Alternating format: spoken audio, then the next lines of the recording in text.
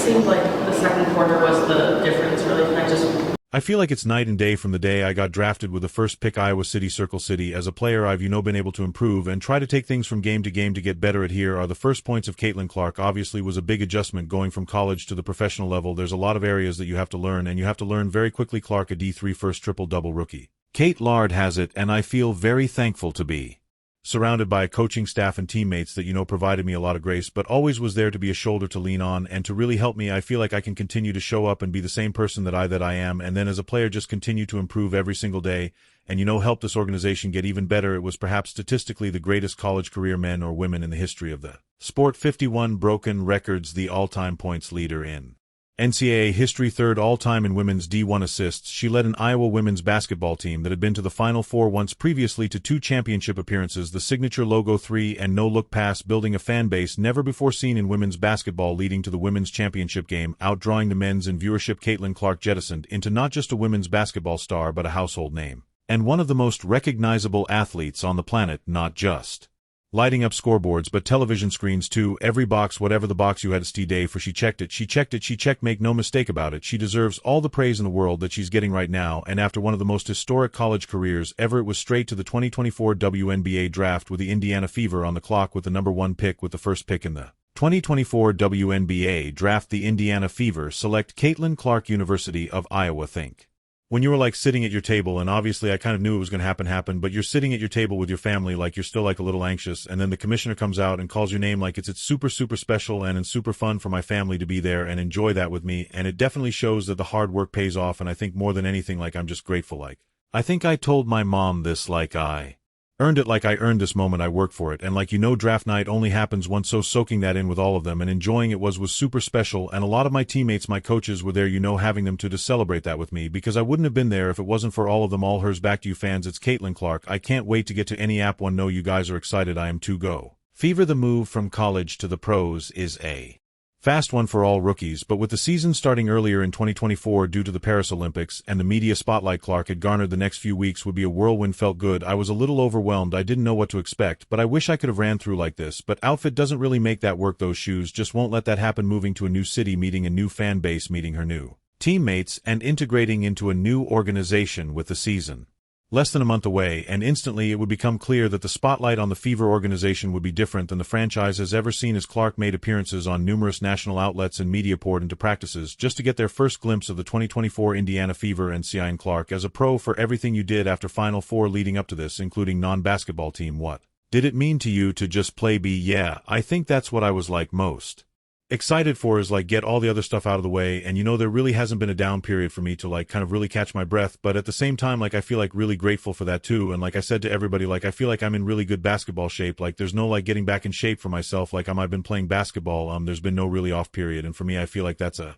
really good thing. Just keep the momentum rolling and keep learning. Giraffe was amazing, New York City was amazing, Law was amazing, but I was excited just to get here and get back to playing basketball and doing my job, and hear her communicating. You can see the way that she can find you. I mean, her passes are tremendous, and so as a post player makes me want to run, because I'm like, okay, I'll get a touch, let me just get down there, just because of how well she passed it. But I mean, she's a great teammate. She just talks, communicates, we have laughs, and so it's always great. The Fever embarked on what likely is the toughest early season schedule a WNBA team has ever faced in the history of the league. 11 games in 20 days, nearly all against the very top powers in the league, and it would take Clark and the Fever a moment to catch their footing. But even from the beginning, even in those tough early season moments, you could see flashes of the player Caitlin Clark was capable of becoming at the professional level. In just her 6th game as a pro, she finished 2 assists shy of a triple-double, drilling late game threes to bury the LA Sparks Ched defense by the Sparks fans. 6 on the shot clock. Clark and D3 oop, that is, it knocks that one down, and it's a big one. A jam-packed Gainbridge Fieldhouse filled to the brim with Fever fans, 22 jerseys and memorabilia everywhere you turn. Fans packed in the players' tunnel hoping for a moment in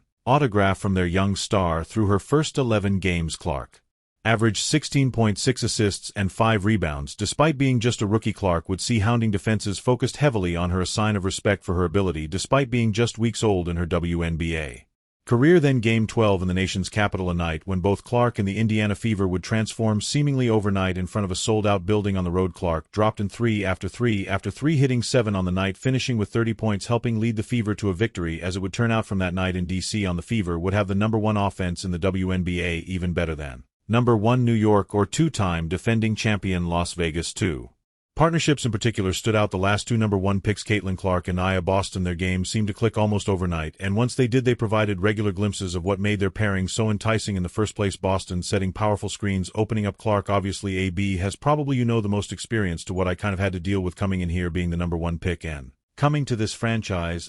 She was somebody that was always very uplifting, and the relationship we built obviously between the post and the point guard is a very important relationship. The other, her backcourt mate Kelsey Mitchell. The speed of Mitchell resulted in her being the primary target in Clark's get-ahead passes, which would turn into a major weapon as the season progressed, but Mitchell, who needs little space to get off a shot, would soon start to benefit from more open looks than she's had in her career. To me, Kel is one of the but she was always just somebody that was there for me and somebody AC could lean on, and she was always there to pick me up, and that signature deep three that made so many fall in love with her game, well, it translated right over into the WNBA too. Her average three-point shot was 28 feet away this year. That's 6 foot behind the three-point line and the furthest average distance in the entire WNBA. That seemingly unlimited range forces defenders to guard her much, much further away than they guard everybody else, which opens up other areas of her game and her teammates' game. When a defender has to pick her up at 30-foot, Clark regularly makes the defender pay by blowing right by her. This skill set is especially deadly in transition, where defenders have to make split-second decisions, which often turns into a pick your poison, leave a deadly three-point shooter open, or allow her to beat you off the dribble. And with her passing, her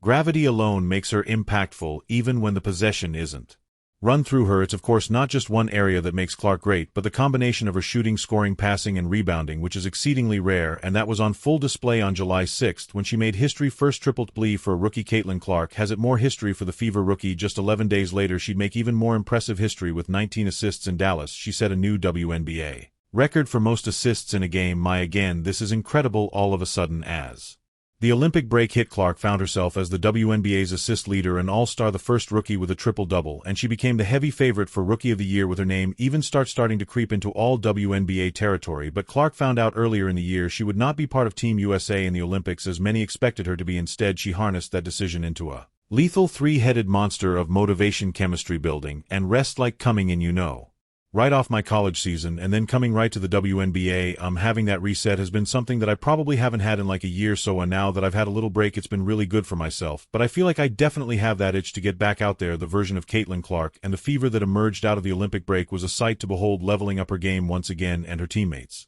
followed suit. The Fever went to WNBA best 7-1 in their first 8 games out of the break, going from a team hoping to make the playoffs to a team who clinched a playoff berth with weeks to spare, and one that would solidly end up with a 6th seed. This stretch of play would turn out to be the best stretch the Fever have had in nearly a decade, and Clark of course was at the center of it all, averaging 25 points, 9 assists, and 6 rebounds. She was arguably the best player in the entire WNBA over this time, as she and Mitchell emerged as the best backcourt duo in the WNBA during the stretch, and the award started pouring in. Eastern Conference Player of the Week, then a third straight time another Rookie of the Month award, and Eastern Conference Player of the Month. It was a season for the record books. Among Clark's seemingly incalculable number of awards and recognitions include the only 2 rookie triple-doubles in WNBA history, the WNBA total assist record, the single game assist record, the most assists per game from a rookie, the most threes made in the WNBA this season, leading to Rookie of the Year and finishing 4th in the MVP voting. Yet the impact of a rookie season may not be best remembered by the awards or the return to the playoffs, but rather the movement started in Indiana. The Fever not only set the WNBA's attendance record, they shattered it. Over 200,000 more people attended Fever games this season than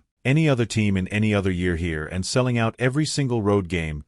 Music to Caitlin Clark's WNBA career is just getting started, and as she says, the best is still to come, but her combined impact on and off the courts has already been breathtaking. I think I relied on my teammates a lot. I relied on my coaches, and I'm very thankful for all of them, because that's not something you can ever bear the weight of just by yourself. Nobody ever really cared about that. We just cared about the expectation that was set in our locker room, and that was to